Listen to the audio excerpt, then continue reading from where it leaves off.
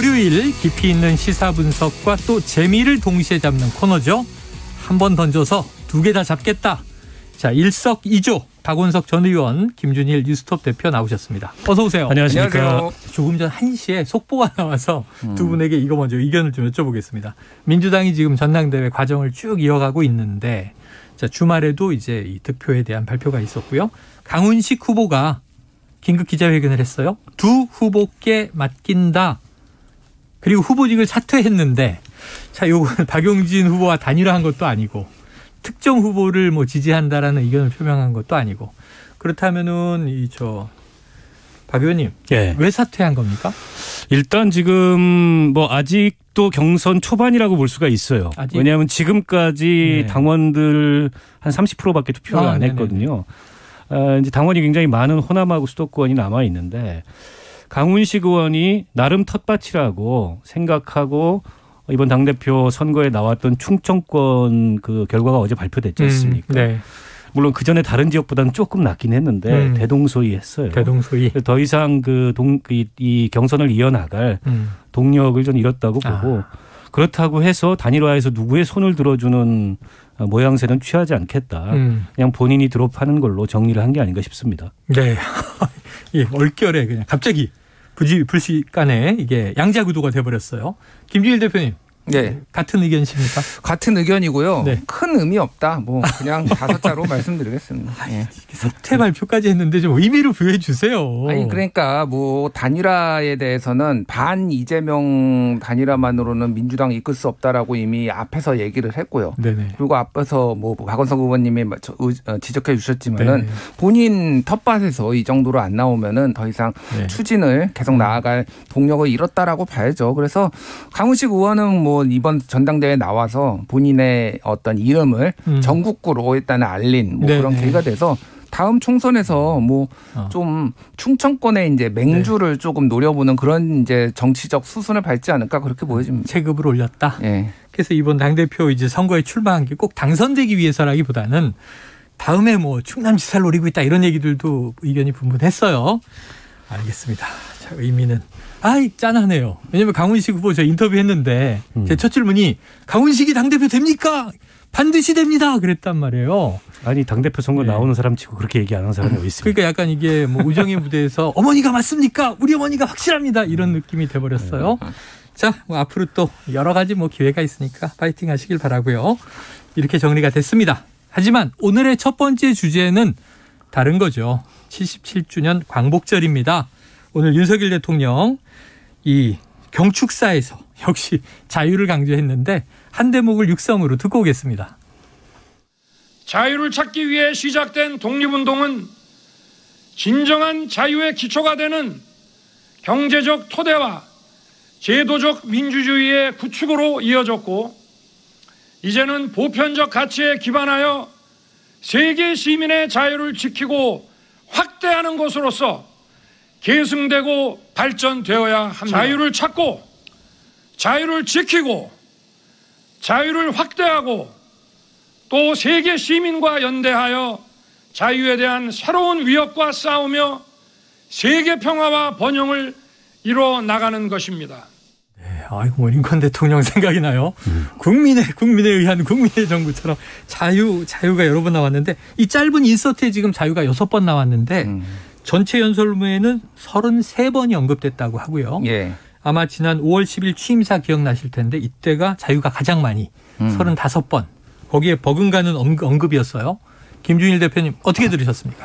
자유가 후퇴했습니다. 아, 그래요? 예. 왜냐하면 취임사 때 35번 얘기했는데요. 이번에 33번 얘기해서 자유가 2번 후퇴했어요. 예. 왜요? 그러니까 취임사 때하고 달라진 게 없는 거죠. 뭐 제가 2개 후퇴한 거는 농담이고요. 네네네. 뭐 그때도 이제 자유민주주의의 가치를 얘기한다라고 했지만은 밀턴 프리드만의 선택과의 자유, 네. 1981년에 나온 책 이거 한 권 보고 뭐 진짜 한 권만 받겠습니다만 일각의 비판에서는 이거 한 권 보고 굉장히 추상적인 언어의 자유만 강조를 했다 이런 비판들이 있었잖아요. 네네. 이번에도 역시 마찬가지예요. 자유라는 단어를 많이 쓴다고 핵심 가치가 되는 건 아니거든요. 그러니까 도대체 그러면은 이제 한 100일 정도 됐는데 뭐가 바뀐 것이냐. 자유가 저는 뭐 윤석열 정부에서 후퇴했다고 봅니다. 다만 이제 우리가 윤석열 정부를 비판할 자유는 굉장히 폭넓게 인정되고 있어서 그거 하나만은 네. 그래도 높이 평가합니다. 예. 네, 자 비판의 자유가 오히려 자 자유가 후퇴했다 이렇게 이제 얘기해 주셨는데 박 의원님은 어떻게 들으셨습니까? 그 전체적으로 봤을 때 저도 오늘 전문을 읽어봤는데 네. 그냥 취임사 2였다 이렇게 평가를 하고 싶고요. 어쨌든 100일이 지났고 물론 8월 17일이 정확히 100일 되는 날이긴 하지만 그동안에 이제 국정 동력이 떨어지고 대통령 국정 수행 지지율이 하락하면서 여러 가지 비판이 나왔고 그에 대한 지금 반응을 기대하고 있단 말이에요. 국민들은. 근데 그에 대한 반응이라고 보기에는 취임사와 달라진 게 없는 데다가 너무 추상적인 얘기들, 네네네. 추상적인 미사 여구의 나열이어서 지금 대한민국이 직면하고 있는 여러 가지 도전과 과제들에 대해서 그리고 윤석열 정부가 출범 100일을 맞이해서 출범 100일에 즈음해서 직면한 위기에 대해서 제대로 인식하고 있는 거냐. 이런 의구심이 들 정도로 너무 내용이 없었다고 첫 번째 지적을 하고 싶고요. 네네네. 그나마 조금 이제 내용이 있었던 게 그 한일 관계, 김대중 오부치 선언을 하면서 좀 미래지향적인 한일 관계로 가겠다. 근데 지금 한일 관계에도 켜켜이 쌓여있는 현안들이 많아요. 지금 또 이제 사법부에 의한 이 재판 개입이 진행되고 있다 이런 논란부터 시작해서 네.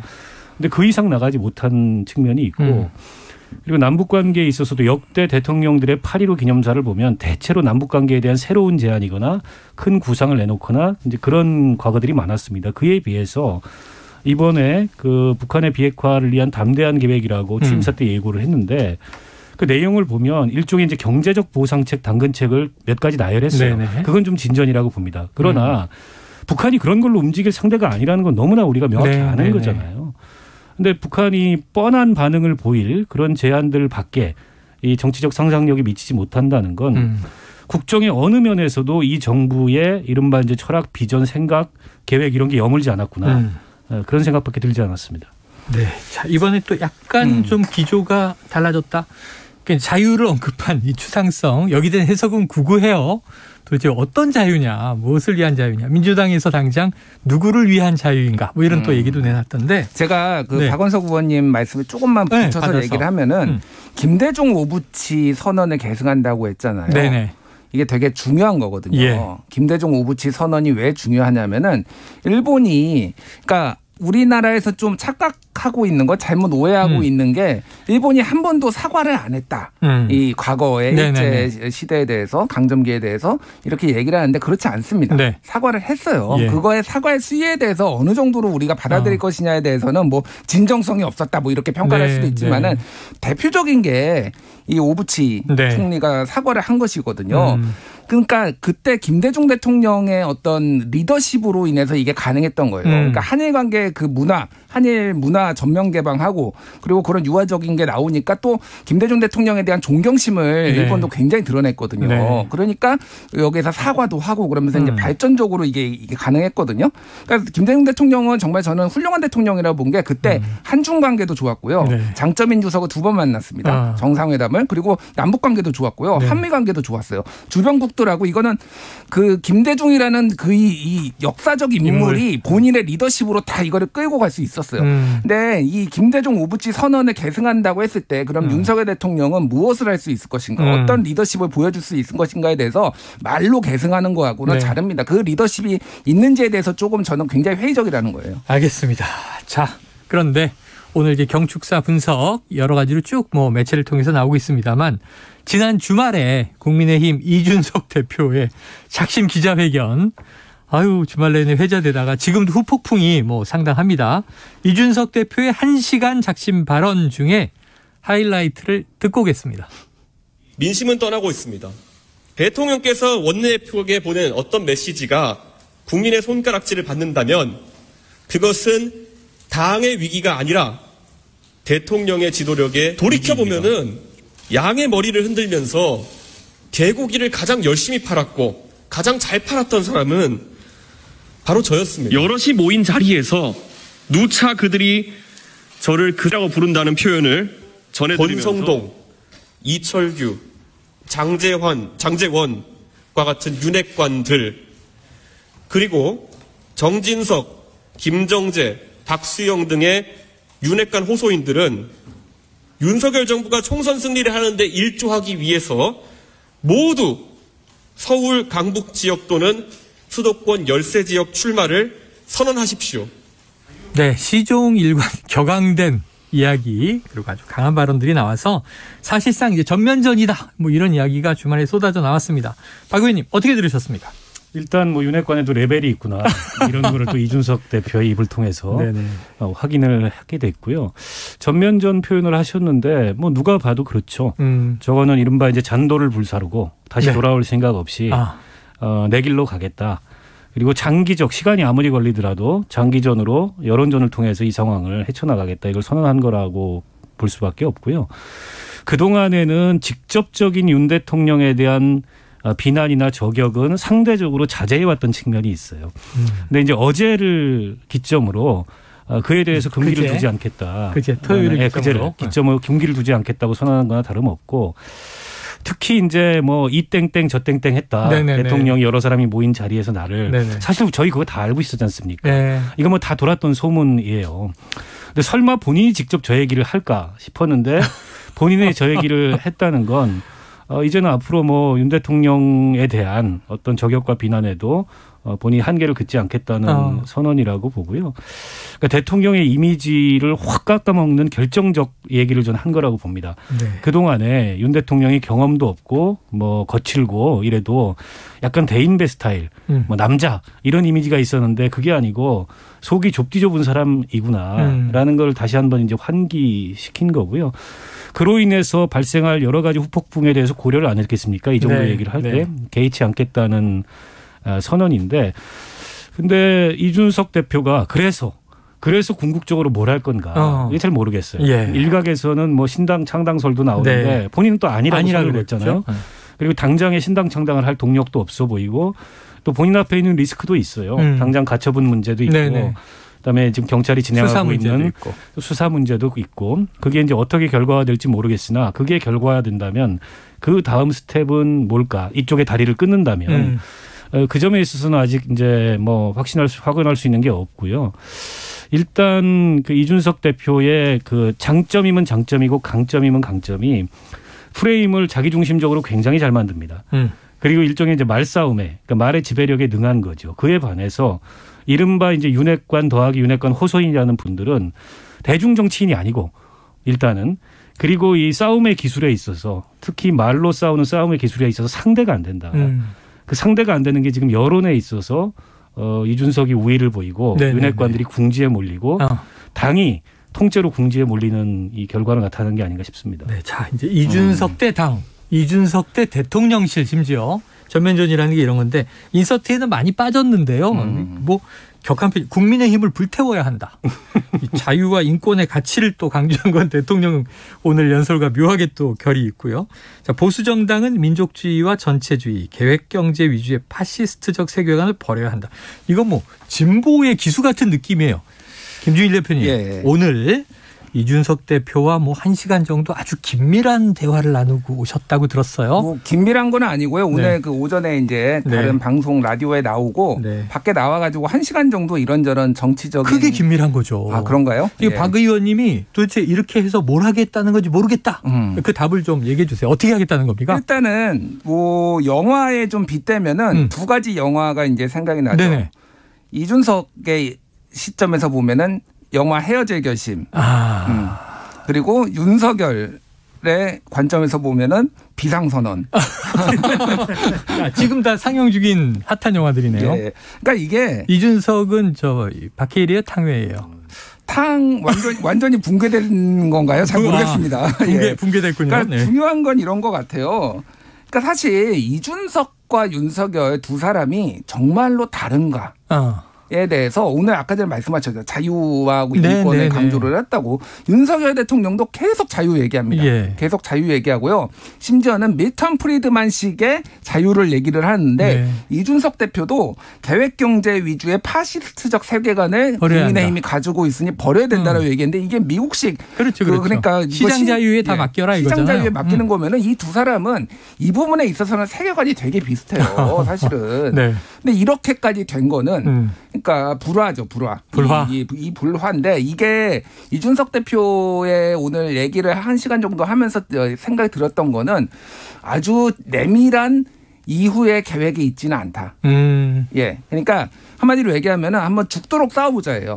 죽도록 싸워보자는 결심은 제가 굳은 결심은 봤는데 지금 17일 날 대통령이 이제 기자회견 하는데 그날 또 가처분 신청 인용하는 이제 그걸로 또 다 묻힐 거예요. 그런 다음에 이제 빠르면은 8월이나 9월 초에 책 나올 거예요. 그걸로 또 묻힐 거예요. 뭐 이제 뭐가 있으면 또 할 거예요. 그리고 지금 이준석 대표 얘기로는 그 플랫폼 만든다고 그랬잖아요. 네네네. 플랫폼을 굉장히 빨리 만들려고 한답니다. 일단 만들고 보안의 기능들을 계속 본인이 이제 프로그래머의 네네네. 자부심이 있어서 그런 것들을 계속 만들어 가지고 하나씩 계속 발표한다라는 거예요. 여기에서 뭐 만들고 당원들이 들어와서 뭘 할 수 있고 이런 거. 그리고 사실상 여기에서 진지전, 이제 그람시의 진지전처럼 여기에서 본인의 본거지를 만들고 장기 투쟁에 돌입한다는 얘기예요. 지금 이준석의 계획은 이거에 대해서 그러면은 무슨 계획을 가지고 있느냐. 그리고 가처분이 17일 날 바로 안 나올 가능성도 있는데 네네네. 그러면은 또 한 번 인용되거나 기각됐을 때 또 한 번 파장이 있을 테고. 그렇죠. 인용됐을 때는 또 이제 인용되면은 당이 위기로 가는 거죠. 지금 그 남부지법의 황정수 부장판사인데 이분이 네. 가처분 인용을 잘해주는 걸로 유명합니다. 일단은 강용석 판사 성향까지. 예, 경기지사 후보가 지난번에 네. 본인이 5% 넘었는데 네. 나 빼고 토론하는 거 이거 부당하다라고 했는데 그거 인용됐잖아요. 그거 이 황정수 부장판사 남부지법 부장판사가 한 거거든요. 그 외에 이런저런 인용된 거 되게 많아요. 사례 찾아보면은. 그러면은 이거 인용될 가능성 배제할 수 없거든요. 인용되면 지금 비대위가 위법하다는 게 되는 거잖아요. 예, 그러면 이제 원점으로 돌아가야 되는데 다시 절차를 밟아야 되는 거지. ARS로 한 상임 정국이도 문제고 뭐 기타 등등 뭐 이건 법적인 문제는 내가 너무 많아서 이제 말씀드리기가 좀 그렇고 어쨌든 이거 다 원점으로 돌아가면 이거 최소 반년짜리예요. 네. 최소 반년짜리인데 이 반년 이후에는 저도 모르겠습니다. 이준석 대표가. 근데 이런 플랜들을 다 가지고 있어요, 지금. 이게 그러니까 굳이 생각도 비슷한 물론 스타일은 다르지만은 생각도 비슷한 사람들끼리 이렇게 네네. 싸워야 되나 저는 그 생각이 들더라고요. 네. 그럼 뭐 윤 대통령이 굳이 무리하게 밀어내고 이런 좀 안 좋은 여론을 받아들였는데 출구가 없다 지금. 무간지옥에 지금 빠졌다. 무간지옥이다. 네. 야 이게 그런데 결국은 목적도 출구도 없이 싸우면 우리가 알지만 그 공멸이잖아요. 사실은. 자, 그래 걱정인데.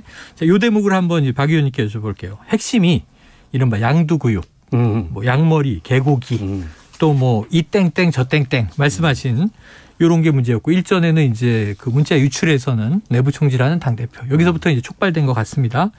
땡땡 발언은 윤핵관에게 나를 때리라는 지령이다. 이거 오늘 아침 라디오에서 한 얘기예요. 예, 사실 좀 그렇게 해석됩니까? 아니 뭐 그런 의도가 있었는지 모르겠지만은 그런 결과를 낳았을 수는 있죠. 예. 충분히. 어쨌든 대통령 후보가 대선 경선 과정에서부터 여러 가지로 당대표하고 감정이 안 좋았고 또 아주 표면화된 충돌도 있었고 극적인 봉합도 있었지만 네네. 그 과정에서 윤핵관이라는 사람들의 감정도 켜켜이 쌓였을 거 아닙니까? 근데 사석에서마저 사석에서 대통령 후보가 혹은 대통령이 된 사람이 네. 그렇게 대표를 지칭해서 부른다면 당연히 윤핵관이라는 사람들 입장에서는 우리 윤석열 대통령의 심중에는 저런 게 있구나. 저거 가만두면 안 되겠다. 이렇게 해석됐을 가능성이 없지 않아 있죠. 물론 뭐 이 땡땡 저 땡땡 부른다는 거를 이준석 대표가 뭐 새삼스럽게 알았겠습니까? 네네, 아마 그 즉시 알았을 거예요. 저희도 다 들었던 얘기들인데 그럼에도 불구하고 이번 기자회견에서 굳이 이걸 왜 꺼내 들었냐. 새롭지 않은 얘기를. 그건 이제 앞으로 전면전 하겠다. 이걸 좀 선언한 거라고 보고 양두구육 얘기는 사실 거기에 이제 윤석열 대통령을 겨냥한 그 정치적 의도가 없었냐. 저는 있었다고 봅니다. 그러나 그걸 또 그러면 대통령을 어떻게 계곡이라고 부를 수 있냐라고 1차원적으로 받는 윤핵관들도 참 문제예요. 네네네. 이게 코끼리 생각하지 말라면 코끼리가 계속 생각나는 것처럼 네. 계속 그 프레임을 확대시키고 네네. 있잖아요. 스스로 자기 살 깎아먹기 비슷하게 지금 나경원 하고 있다고 의원도 또 내부 총질하는 거 아니냐. 대표 오늘 아침 방송에서 그걸 이제 훈계하고 평론하듯이 고작 그렇게밖에 대응하지 못하니까 네네. 지금 이런 놀림까지 받고 있는데 한마디로 이거 개가 너무 많이 나와서 그런데 개판된 거죠. 아이고. 저 여권 내부가 개판된 거고 이 정도면은 정말 막장 드라마 중에도 우리가 지금까지 보지 못했던 그런 막장이라고 볼 수가 있고요. 해법이 별로 없어요. 출구가 별로 없고 해법을 찾으려면 극적인 반전을 통해서 이준석의 여론전을 묻어버리든지 근데 이준석의 여론전을 묻어버릴 만한 카드가 없어요. 네네. 이쪽에서는. 그러니까 결국 힘으로 묻어버려야겠다. 경찰이 기소하면 된다. 검찰이 기소하면 된다. 근데 그게 검찰 뜻대로 잘 될지 아니 지금 이 정권 뜻대로 잘 될지 모르겠어요. 그게 아니라면 이제 이준석하고 타협을 해야 되는데 타협하기에는 시기적으로 너무 돌이킬 수 없는 그런 단계로 간 것 같고 여러 가지로 지금 답을 못 찾는 상황이 아닌가 싶습니다. 자, 지금 대통령실이 아직은 무대응입니다. 무대응 방침이다. 이런 얘기는 이제 전언으로 지금 뭐 나오긴 했는데 모르겠어요. 앞으로도 가만히 있을까요? 가만히 있어야죠. 대통령실이 나서는 거는 이거는 이준석 대표의 의도에 말리는 겁니다. 링으로 계속 올라오게 하려는. 예. 그러니까 이 모든 거는 윤석열 정부의 지지율이 낮아서 그래요. 그러니까 지지율만 높았어도 물론 당대표를 쫓아내는 과정이 굉장히 비민주적이었다라는 거는 인정을 하지만 지지율만 높았어도 이 정도로 여론이 이준석 대표한테 돌아갔을까? 그러니까 저희 어머니가 수용부터예요. 그래요. 2017년에 문재인 대통령을 찍었고 이번에는 민주당은 뭐 응징해야 되겠다고 해서 윤석열 후보 찍었어요. 이번에. 근데 윤석열 후보를 찍은 우리 어머니가 이준석 대표를 찍어내는 걸 보고 윤석열 정부에 대한 지지를 지지까지는 아니고 좀 나으려나 했는데 하는 짓거리들이 똑같다. 어떻게? 그러니까 이런 사람들이 굉장히 많거든요. 그러니까 그럼 윤석열 지지율이 좀 높았으면 잘했으면 안 돌아설 수도 있던 사람들 다 돌아섰다. 그러니까 이준석이 왜 저래 그랬겠죠. 그러니까 이거는 대응을 하면 안 되고 아까 박원석 의원님 말씀하셨지만 완전히 다른 프레임으로 대응을 해야 되니까 프레임 대 프레임의 전쟁이거든요. 근데 그런 거를 기획할 능력이 있느냐, 그런 발상의 전환을 할 수가 있느냐. 제가 보기엔 조금 그분들 다 책임지고 사퇴하셔야 될 분들이 앉아가지고 지금 이거저거 머리 굴려보는데 안 될 겁니다. 지금 뭐 김준일 대표님이 어머님의 투표를 다 공개하셨어요. 저도 그 얘기를 막 너무 지금 말려 살려다가 저희 어머님이 또 방송에서 절대 내 투표 얘기하지 마 그러셨거든요. 저는 이제 공개하지 않겠습니다. 비밀이고요. 저희 어머니 투표는 비밀 투표예요. 자, 주호영 비대위원장 지금 내일 비대위 출범 목표일이에요. 비대위원도 발표하고 막 그래야 되는 상황인데 이렇게 되면요. 박 의원님 비대위가 정상적으로 출범하겠습니까? 아니 안 그래도 구인난이 있다는 얘기가 심심치 않게 들려왔어요. 네네. 뭐 누구누구한테 제안했는데 거절했다부터 시작해서 사실 별로 하고 싶지 않을 거예요. 박 의원님한테 온 건 아니죠? 아니. 그 당내 인사들한테. 근데 이렇게 지금 큰 불이 났는데 거기에 이제 소방수로 투입되는데 소화기가 작아요. 아니 비대위가 갖고 있는 소화기가 기껏해야 차기 전당대회까지 전당대회를 무난히 치러내는 특별한 무슨 쇄신안, 혁신안 이런 거 어려울 겁니다. 근데 그렇게 작은 소화기들 들고서 이 큰 불 앞에 설 염두가 나겠습니까? 그러다 보니까는 너도 고사하고 나도 고사하고 이러다가 결과적으로 뻔한 인물들 윤핵관이 포함된 이렇게 되면 그 비대위에 갖는 무슨 기대 이런 건 좀 어려울 것 같고 주호영 그 비대위원장이 되게 원만하신 분이잖아요. 성품도 원만하고 관계도 원만하다고 그래요. 평일 보면. 근데 주호영 비대위원장으로서는 머리가 아플 수밖에 없습니다. 여러 가지 난제들이 있는데 이준석도 난제고 윤핵관도 난제고 그리고 이 당권 주자들의 이해관계도 좀씩 다르잖아요. 여기서 어떻게 원만한 조정력을 발휘해서 당이 다음 단계로 넘어가게 만드느냐. 이게 이제 주호영 비대위원장의 과제인데 주호영 비대위원장 내정됐을 때만 해도 주변에서 조언이 빨리 이준석 만나라. 그렇게 해가지고 이 출구를 찾아야 된다. 이 얘기를 많이 했는데 이제 그것도 틀려져 버렸어요. 어제 선을 분명히 걷지 않습니까? 서로 간에 좋을 게 없다. 지금 만나봐야.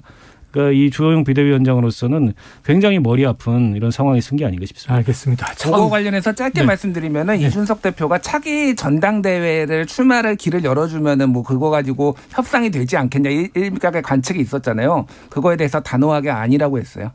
저한테. 거기에 들어가는 순간 다 죽는다. 그래서 그거에 대해서는 일구의 가치도 없다라고 얘기를 했습니다. 일석이조 너무 재밌어서 지금 내일 모레 기자회견 때 인적 쇄신도 여쭤보고 민주당 얘기도 해야 되는데 민주당 얘기는 처음에 강훈식 후보 사퇴 속보 다룬 걸로 가름을 해야 될 것 같습니다. 자, 일석이조 너무 재밌죠? 빨리 다음 주가 기다려지네요. 자, 박원석 전 의원, 김준일 대표와 함께했습니다. 두 분 고맙습니다. 고맙습니다.